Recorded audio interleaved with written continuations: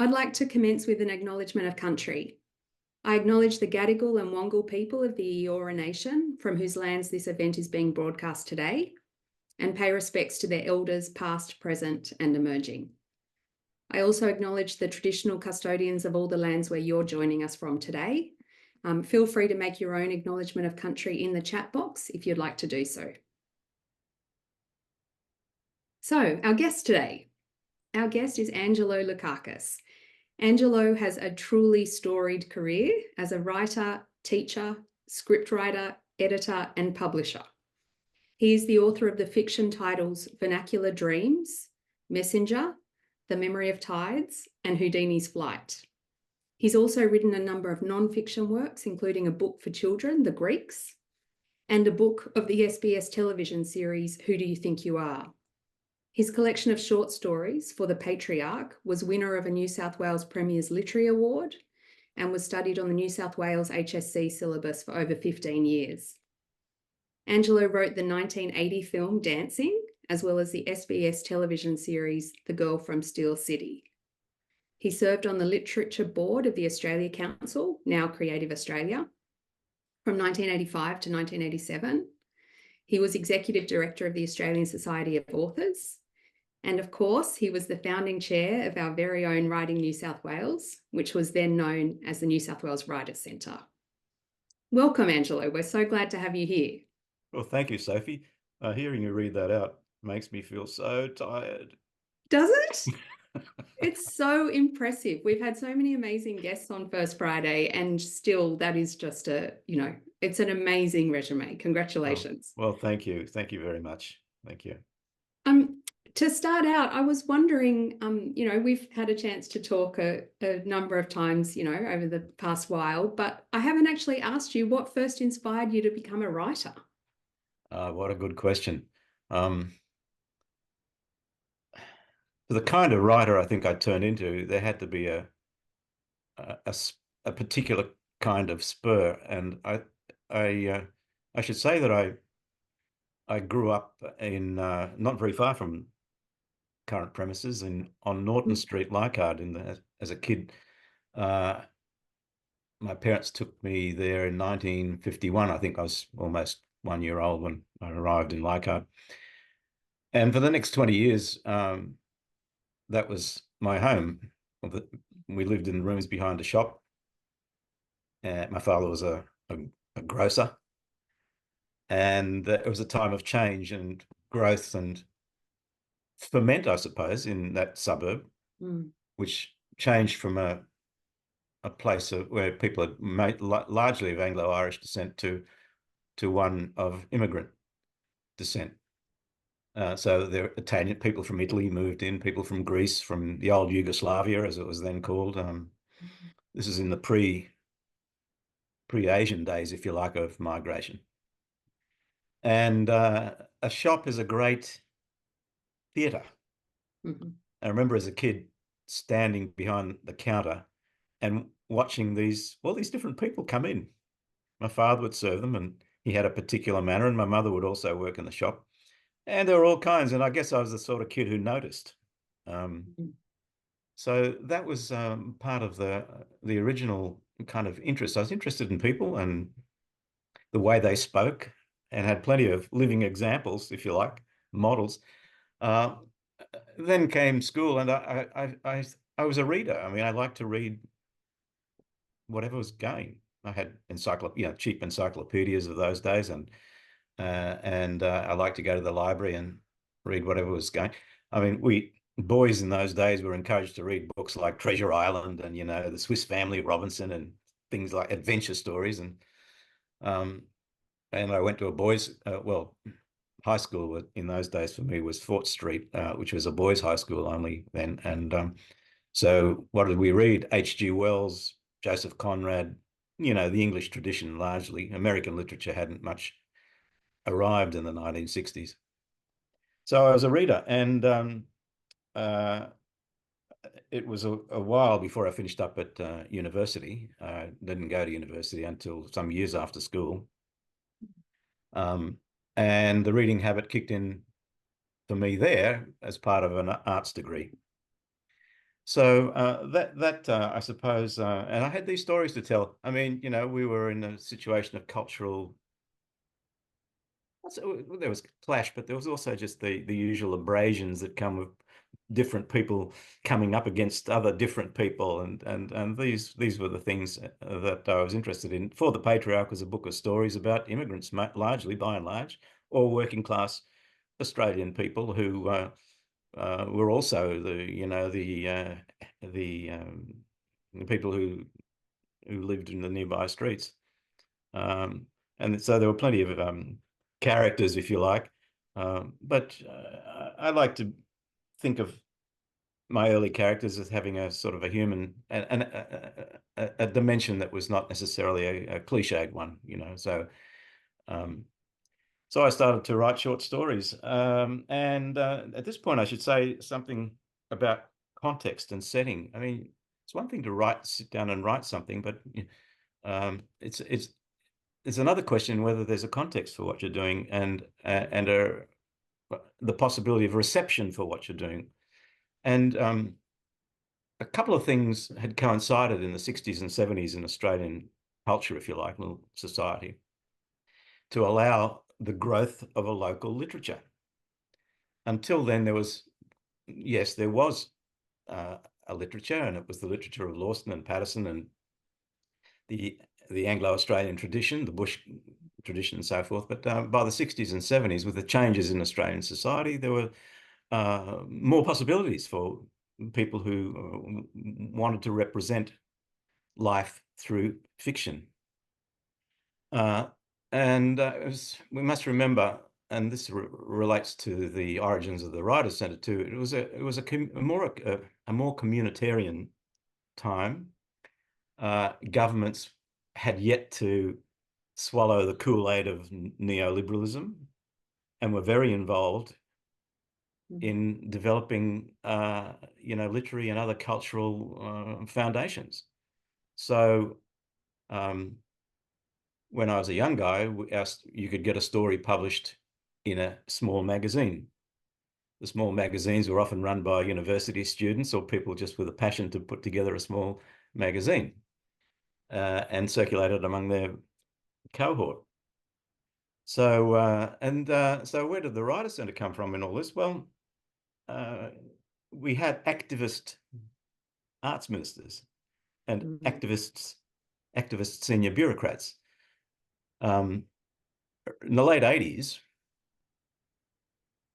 when there was a Labor government around, actually before that, when in Neville Rand's time, there was a group of people in the state government who wished to make things happen. And there was a surplus of old buildings around the place. The Armoury down at Woolloomooloo, the building you're in at Callan Park. And so you could go as a pressure group to the government and say, look, we want to do one of these things and not be kicked out the door. So the Writers' Centre had the backing, or a centre for writers had the backing of the principal secretary of the department back in the late 80s, a guy called Evan Williams, who was film critic and a senior arts bureaucrat. There was a very committed guy of Italo-Australian background, Gianfranco Cresciani, who really should be written about in this context because he was the general manager of state government properties at in that division, the arts division. And those guys were there and ready when people like the Fellowship of Australian Writers, the Society of Women Writers got together and went to have their meetings and said, oh, we want something. And you give us a place where we can gather and advance our knowledge and learn to write and all the rest of it and get published. And they said yes, So we finished up on a tour of the broken down building at Callan Park in late 1980s. Boarded up. All the windows were boarded up. There were possums in the roof. The last use had been 25 years earlier as a nurse's training facility. But we got hundreds of thousands of dollars to do it up. And that, yeah. And was it mainly seen at that time as being a physical centre, like a place for these meetings and so on? Was there sort of Yes, an because educational or we were not the first training element? state writer centre. Yeah. We were uh, beaten to that by Queensland by about a year. Oh, wow. So Yeah. there was already a precedent, Yeah. a place, for writers, and but the Queensland place is nothing like the scale of what we finished up with at Roselle. Yeah, so that was around. Yeah. Amazing.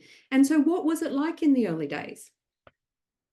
What did Uh, you spend your time doing? yeah, well, the early days was about refining the identity of the place and what it could do. I mean, Mm, it was always thought of the Writers New South Wales Writer Centre, now Writing New South Wales, was always right from early on thought of as a support facility for. I think one of our early pitches was to get photocopiers in there so people could come and photocopy their work, or mm. so it's things as basic as that. And of course, it was a place to meet. So the various organisations would come in and have their sub meetings in those premises, and it seems it seems to have found struck a chord and found a niche. Mm. Yeah. Yeah. I mean, we still have writing groups here, like the Women Writers Network, who have been meeting here for, I All that think, time. 33 years. That's Like right. it's All that time. amazing. No, it's a wonderful thing, and I just say to the people who are listening in here, yeah, please, lend your support. Um, I think I always thought from very early on, as an aspiring writer, that you had to, and it was the times again, you had to work on the settings. In other words, you had to create a context for yourself. As Mm, feminism said, well, what's our context? Well, you have to make it, and I mm, think the same happens in the world, in the world of culture and art generally. You have to, committed people need to get together and do things. yeah. I think we've too much handed it over to, as we know these days, our creativity and our processes and our settings and our context to technology companies. Well, Yeah. why would you want to do that? Why would you want to cede control to things that come out of our hearts and minds and Mm, souls? mm. It's one of the things that I wanted to talk to you about because you've obviously, you have created so much over the course of your career and, hopefully will create much more as in the future. But you've also worked on the business side. So you've worked in publishing, you were the publishing director at HarperCollins. Mm. How have you personally balanced the creative and business aspects of writing and working in this industry yourself? Because it's Okay, hard. It's with something we some, always talk about. yeah, well, the answer to that is with some trouble. Yeah. Yeah. With some trouble. It's never an easy task. The point at which it becomes actually business, if you've got to that point, you're doing very well. I mean, Mm, I think early on when I was a freelance writer, I just did whatever I could to get money to support mm, the writing, but I wouldn't have called it a business as such. mhm. I had part-time jobs and so on. Um, and I have to tell you, when I was fully immersed in publishing, I wasn't doing very much writing at all Right. Because you were too busy. because I was too busy making money for, corporates, basically. Yeah. Um, so the balance is always a struggle, but a worthwhile one. I would say if you can find something to do that brings in some dollars uh, and allows you some time to write, that's as good as it's going to get in terms of business. The number of people, I can tell you from the Society of Authors, I'm sure you know the numbers, the number of people making a living out of writing in Australia are minimal, Yeah. minimal. And if you're talking about a solid middle class, income of 80 plus $1,000, Mm, you can count, a few dozen authors. yeah. That's the reality. So something Yeah. else has got to be in you that you need to satisfy, I think, as well as money. Yes, we hear of some writers who crack a film and some rivers of dollars come in, but that's so rare, really. Uh, Yeah. yeah. And so as someone who has worked across, short stories, novels, nonfiction, script writing. How did you make those connections and make those moves? Because, it's hard for people to make a living out of writing, as we've been Yeah. saying. Yeah. Oh, well, Sometimes you do because need to I have tell this you the answer to that, portfolio. Sophie. The answer is that I was I was very energetic Yeah. and kind of curious. And so I tried everything. I did freelance journalism. In the old days, I'd write for magazines and newspapers, and if I could get a gig. It helped having an agent from fairly early on. It Mm-hmm. definitely helped having an agent who would steer me here, there, and everywhere. Why don't you go and see Joey's buying some reviews? You want to buy some review? Want to write some reviews for the Bulletin or something? And so I was chasing money for in the first part of my writing career, which is a good dozen years of freelancing. I was chasing money in various modes and styles and outlets. Yeah. Yeah. Actually, one of our audience, Sue, has asked a question about having an agent and Yeah. what your recommendations are and whether you think it's required, I guess, Yeah. at this point.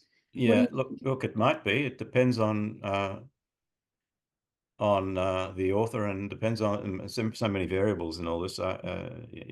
If I was say something that would be of a general kind, yes, an agent is a good thing, provided you find someone who or rather you impress someone, because it's not just a matter of finding them. There are plenty of agents around, but you have to pique their interest, and they come in. Agents come in various shapes and sizes, and interests. So some are more rarefied than others. They only want to deal with literary work. Others are more knockabout, more generic and popular, Mm, as well as literary and other genres too. Some agents take on script writing and film writing uh, um, as well. mm, So yes, it helps because they have immediate entree to publishers. That's long and short of it. yeah. Okay. Yeah. And in this kind of, like difficult path Yeah. that you've trodden to, make a career out of writing and in the literature sector, how have you kept up your motivation? By seeking and returning in mind and heart to those stories that I wanted to tell from the start, and things undone that have sort of sat the back of my mind. I must get around to that. I'm gonna get around to it. I will do that. So I think you have to hold on to your story, and I mean that in its multiplicity and variety and diversity and so forth.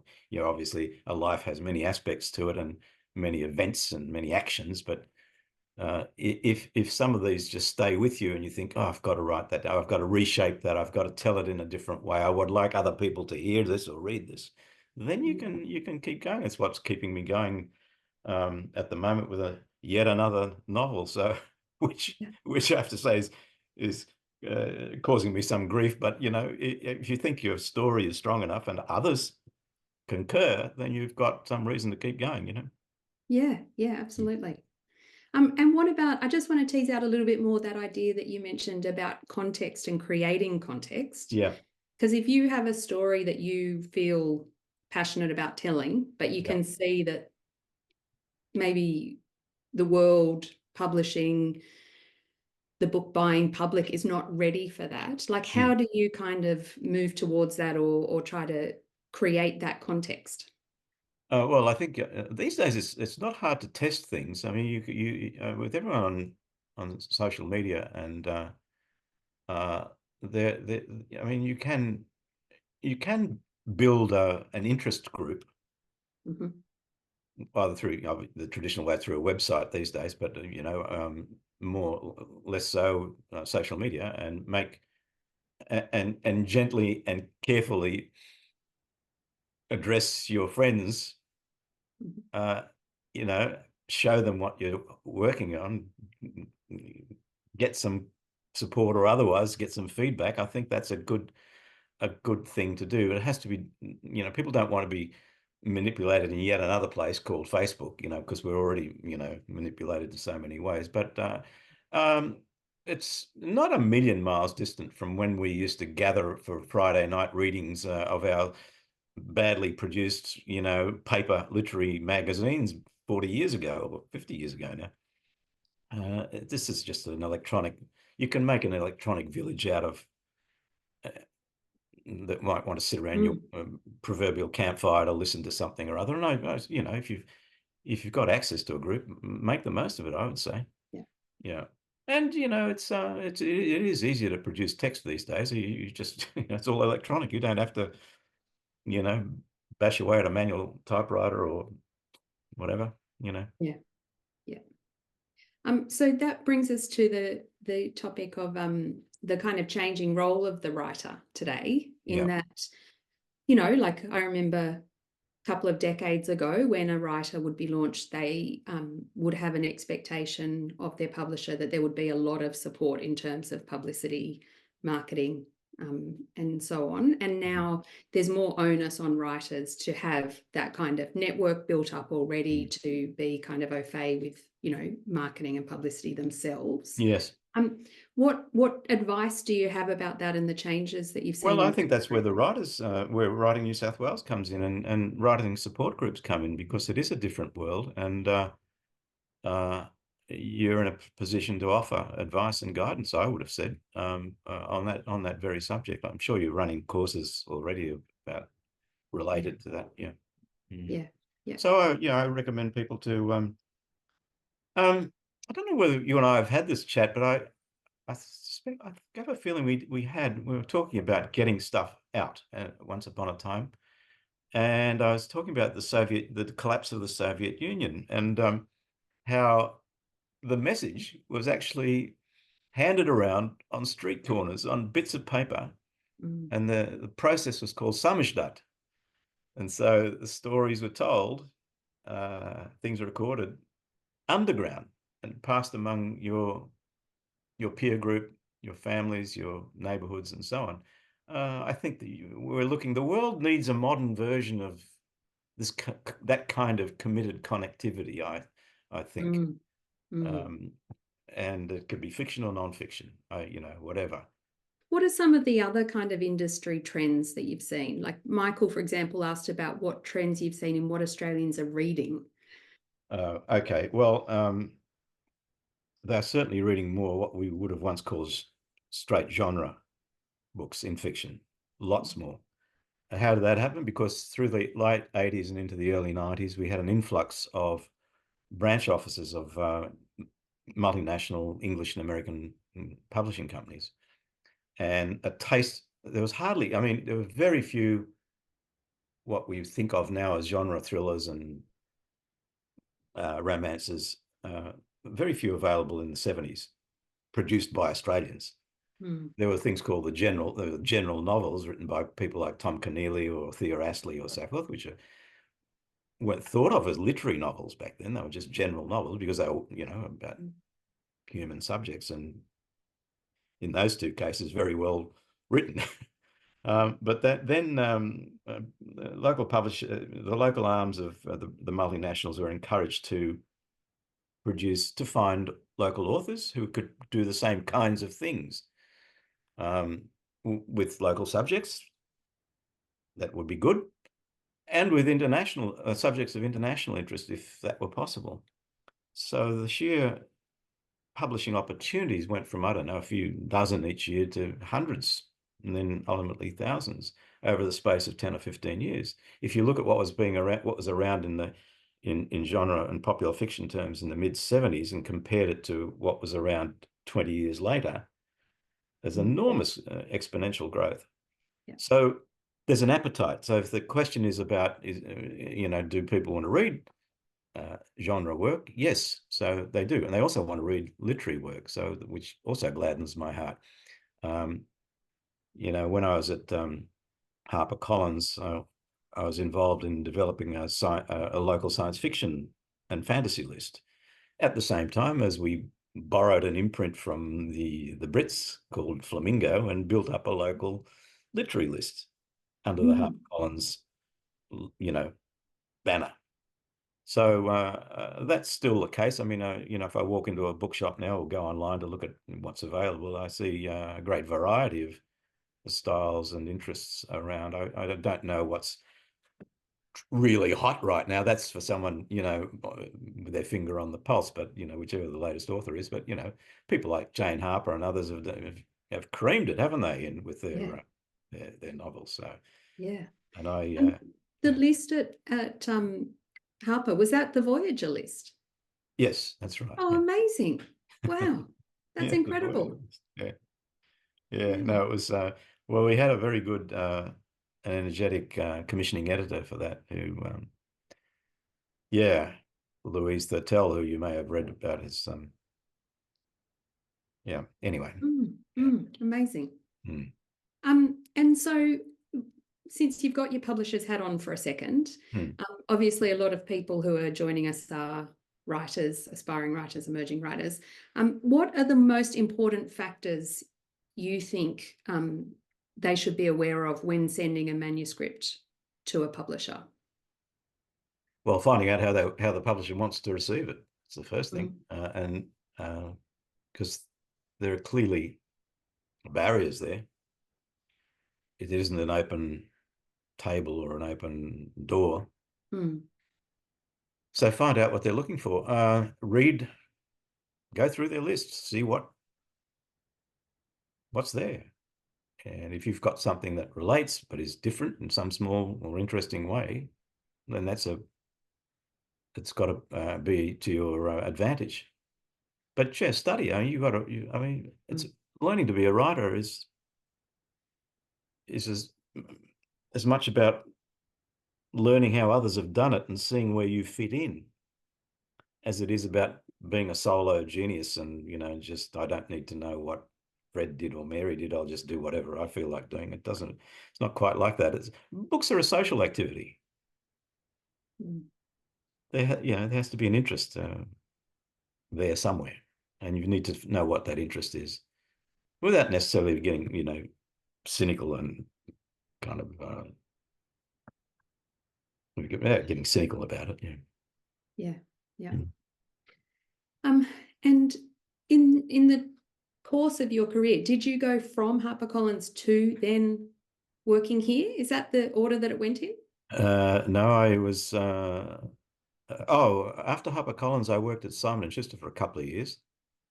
Then I set up my own publishing consultancy, and was hired by ABC Books and Cambridge University Press to deliver them possible contractual projects. So with ABC Books, so that I did that for 4 or 5 years. And then after that, I finished up at UTS doing a doctorate. But in that period with ABC Books, I did I think I did 40, something like 40, found 40 titles for them across the 4 years, and a half a dozen for Cambridge University Press, who were much harder to please. Yeah. Yeah. So I stayed. I kept my hand in publishing. So I began publishing in the late 80s, 89, and on and off right through to 2004. Right. Wow. On and off. Yeah. Yeah. Then, as I say, a doctorate, and then after the doctorate, or during the doctorate, I wrote another book. But then I went to the ASA as their executive director. Right. And so moving into that not-for-profit space, Yeah. what was that like? Was that a real kind of shift for you, or was publishing at that point not that dissimilar from a not-for-profit space? You mean like the ASA, for instance, or? Yeah, to working in Yeah, advocacy it and was all different. that I stuff. mean, publishing companies are commercial animals. Mm. And I think that's one of the things I used to say to people when I was on the board at of the Writers Centre and other places. They're there to make money.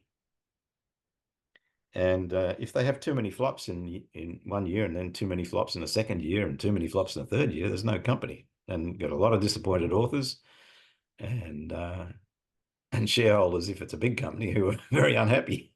Mm. So Mm. there's a kind of a balancing act. I sometimes think my background, my family's background in shops and small businesses was of some use in some of Yeah. these, you know. My father used to say, it'll make you laugh. Um, if you buy for one and sell for one, that's not a business. Yeah. If you buy for one and sell for two, Yeah. it's a business. If you Yeah. buy for one and sell for three, now that's a business. Yes. Yes. But publishing companies, to their credit, I think, are not big margin operations. I mean, if at HarperCollins, if you finished up with 7% on the bottom line over, after all costs and everything else, that was a great result. It's nothing like the margins for so many other media companies, which are looking at 15, 20, 17, 18, 20% profits each year. So, it's still a bit of a, it's more of a culture club than a than a money making machine. But if you don't make the money, you don't have the culture club. Yeah. Yeah. Yeah. Yeah. And so Louise asks, do you have any advice on how arts sector not-for-profit organisations can remain sustainably viable in the current Wow, climate? what a hard That's question. another step further, right? Yeah, that's a hard question. It does depend on getting people with a variety of skills involved. Someone's got to know about where to go to get money. Someone's got to knows where to go and find premises. Someone needs to do research. So I would say the more communal you can make the exercise, the greater the chances of success are. I know that's all a bit generic, but I can't see how else you can push forward in the not-for-profit space. You've got to stay. How does the Australians, I mean, this is a very tough call and maybe not a good comparison, but the great Australian not-for-profit at this point is Asylum Seekers Resource Centre in Melbourne, which is somehow has managed to keep doing an enormously difficult job for many years and raising money for, in that space, with great effect, so it shouldn't be that difficult for those of us in the arts and culture sector to stump up for an organization and make it real. Yeah, absolutely. Yeah. Yeah. There's no dearth of the passion. Yes. There. Yeah. So, without that, there's nothing. Yeah. Yeah. So I'm going to jump into a few more audience questions. So forgive me for jumping around a little bit, but It doesn't matter. That's fine. Yeah. Make sure we get to as many as we can. Yeah. So Liz asks, do you have any advice about striking a balance between writing stories that fit into the market alongside comparative titles, and not breaching copyright of existing titles? Well, firstly, you can't, you can't simply reproduce somebody else's work word for word. That's that's a no-no. That much I know. So plagiarism is out, but you can be inspired by other people's stories and characters and say, well, yeah, that character did that in that author's story, but I think they should be doing this in my story. So I think in my head, there's a continuous conversation between things that I've read and things that I'd like to write and maybe don't know quite how to write, and trials and attempts where you sit down and write something and just compare and think, and it's a fluid process. It's quite a mysterious process. Something about how we've inherited language since the Neanderthals, I suppose, and how we process it and record it. So I think you're allowed to take the structure of a typical archetype or structure and turn it to your own purposes. If you can read, say, I don't know, a short story by one of the greats, we might talk about particular authors actually, and see whether you can turn it to your own purposes. But first, you have to understand the structure of it, and that's one of the things I tried to do as a student of literature and as a young writer. Why does this work? okay, it starts here and then it goes there, and then this character does this and that. Oh, okay. So maybe I can do that. There's deep Mm. structure and there's surface structure and storytelling, I think. And Yeah, you just train. It's part of what you do. It's, you put courses in front of people and say, well, this is how you do it, or at least here's some hints. yeah, Yeah. yeah. Yeah, we Mm. have a great course coming up that just reminds me of that I have to mention, which is with Belinda Castles, and she talks about reading like a writer and Yeah. going through that process of like Yes. really kind of reading things so closely and often several times so that you Yeah. really assimilate Yeah. that Yeah. and come to understand it structurally. Yeah. Absolutely. And they're the most valuable courses of the lot, I think. The ones that take you Yeah, back to get you to study other people's books. yeah, yeah. When I was at university in the 70s, in the early 70s, there were no courses as such, no writing courses, but Mm, there were books and novels in the library, and you could just sit there and read and just kind of come to your own conclusions about how they're working or not working. mm. And so tell us, Angelo, who are some of the writers who influenced you? Well, so too many to mention, obviously, but I'm going to just refer to something I put on the side here to remind myself. Mm, Um, some of the writers. It's very keen at university to read novels and short stories in translation. I mean, you had any number of English and American mm, authors you could read, but having a European background myself, I thought, well, I'm going to see if I can find some inspiration in the non-Anglo-Irish traditions, mhm, which I'm not denigrating, because I think actually with the Irish today, the Irish writers are the masters of the English language, actually. Um, Italo Calvino was one. mhm, Chekhov, stories of Anton Chekhov. A particular book by Ivan Turgenev called Fathers and Sons. Zorba the Greek by Nikos Kazantzakis. Kurt Vonnegut for a period when I was at university. mm, The great Nadine Gordimer, Nobel Prize winner. And Lampedusa, the guy who wrote The Leopard, which is a fabulous book and made a fabulous film. So that's a European taste. Well, Australian also loves Patrick White. mm. Um, Learned a lot from reading his stuff and from meeting and talking to him. I was very privileged. Um, so out of the English tradition, I'm sort of more inclined to I like George Eliot, Middlemarch. But I was never that entranced by the English. There was a period where American authors were, because they were more interested in, it seemed to me, in voice and were freer to play than English authors. People like Philip Roth, who's now a lot discounted as an old, sexist pig. But he had a voice. Saul Bellow, Jewish American writers mattered for a period. Mm, Bernard Malamud, because again of the voice, and I wanted to write demotic stories, vernacular stories, mm, ordinary mm, people's voices, and you got that from those guys and mm. gals. You Oh, mentioned quite a few short story writers there, or people who yeah, wrote kind of slim volumes, even that's right. with That's novels, right. George That's right. Eliot and a few others aside. Yes. So is that something that, really kind of appealed to you?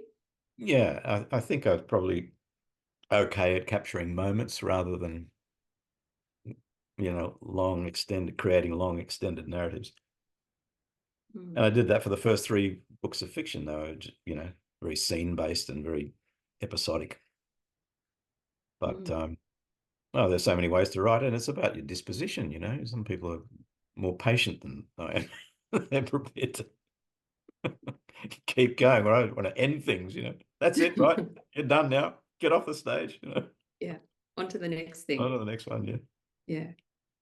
Yeah. Um, So European writers, Jewish American writers, Australian mm, writers, Patrick White, my cohort, I suppose, although I'm a bit young, not entirely my cohort. Frank Morehouse in Australia was very important, and a friend eventually, and I learned a lot from him. Mm. From my agent, my dear old, now departed agent, Rosemary Creswell, who was a fabulous reader, and she was, I suspect, the only Australian agent who's ever earned a PhD. You know, she was actually, despite her appearance and demeanor as a libertarian, you know, kind of out there woman, this was a scholar of Christopher Marlowe, you know, like this is, should have Wow. doctorate in Christopher Marlowe. So these, you know, so I like to look for people who have some quirk, something twist. Yeah. Morehouse, who else? Michael Wilding was probably another. Yes. Yeah. Yeah, yeah. There's some questions there. There are some questions. Yeah. Here's another one. So Lynn has asked, is it best to pitch an idea with a sample, submit a whole manuscript, or self-publish to show interest, then market and see if a publisher will take it up? If it was me, I would probably self-publish within a context, within a group, or some way of gauging interest that doesn't expose you in the first instance to rejection, which is more common than not in publishing.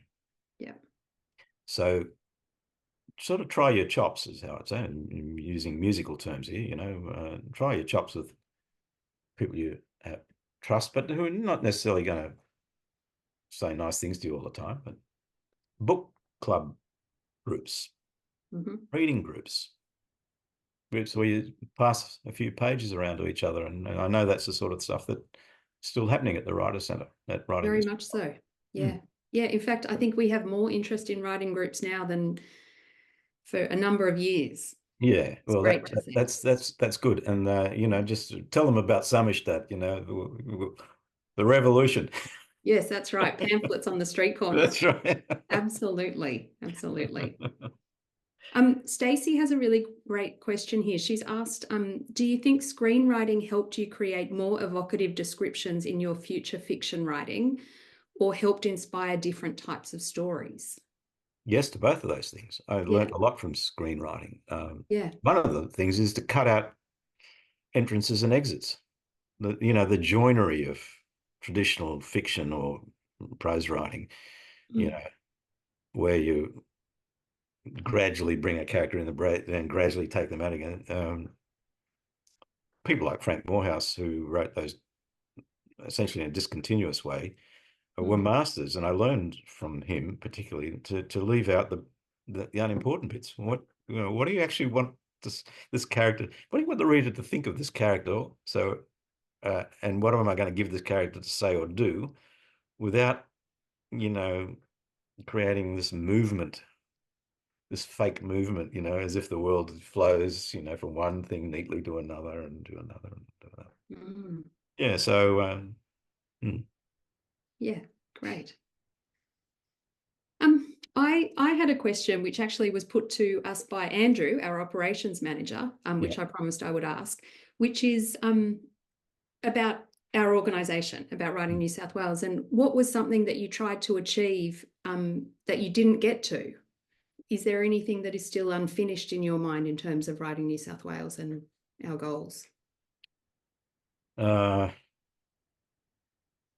What didn't happen? I think the original charter of the organisation still holds. And the work that it's doing is important work. I don't know that there's nothing springs to mind that if it's a service facility and a support for writers and writing, I think you guys are doing what it is possible to do. What else could happen? Maybe dragging a few more publishers into the place from time to time would help. Yep. I know you do occasionally get them. Yeah. Just so that they can do a bit of reality instruction. It eliminates a lot of going around the houses, and people finding out in sometimes quite cruel ways why they're not wanted and whatever. Yeah. So public, maybe a stronger engagement. I mean, we can talk about the politics here, but I leave that to you. You're the executive director there these days. So I mean, you've got work to do with the what do you call it now? Create New South Wales and Creative Australia and all the rest of it, in the interests of supporting authors. I'm sure well, I'll say to the audience here, Sophie's doing a good job. Are you all listening? That's very kind, Angelo. Thank you. Plenty of work to do in that area. Yes, Always. absolutely. That never Always, stops. always, Yeah. always. Yeah. Yeah. So just one final thing. Do you have any other advice for aspiring authors? Um,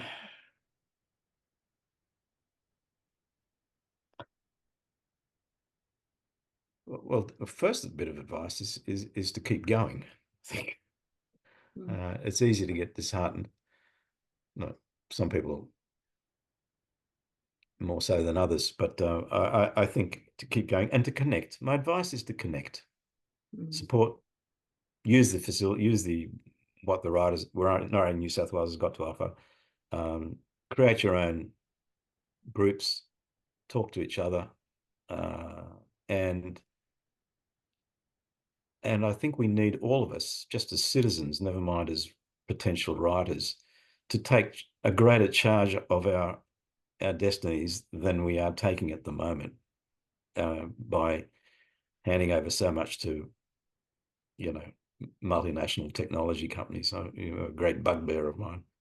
But this will not end happily if we don't take a greater control, I think, of our productivity, our culture, our society, our politics, so forth. We're leaving. It's not for nothing that there's a shift to fascism and right-wing politics around the world. It's all part of technology. Well, it's not all part of technology, but technology has been co-opted for those purposes, and we have to take back things in order to be genuinely creative and own our futures. Great. That I consider that a leaflet on the street corner. Thank Yeah, you. okay, thank you. I'll be on the corner of, what is it there? Wharf Road and Balmain Yes. Road with us, Yeah. Lovely. Well, Okay. I think that is all we have time for today. So thank you very much to our audience for joining us, and a very big thank you to Angelo for chatting with us. We really appreciate you sharing your time and expertise with us, Angelo, and all of the work that you've done over the years to sustain literature in our state. Well, thank you for saying those things, Sophie, and how I'm really marveling that these guys have come to join us in this discussion, and best wishes to everyone on this group for their work, and just keep doing it. Just do it. Just do it. That's wonderful. Thank you, Angelo. All right. Thanks very much. So our next First Friday event will be held on the 4th of October. That is going to be with our State Library of New South Wales magazine editor, Pip McGuinness, will be joining us. So make sure everyone, you're signed up to our weekly e-newsletter Newsbite to get the link to RSVP to that. And thank you very much for joining us.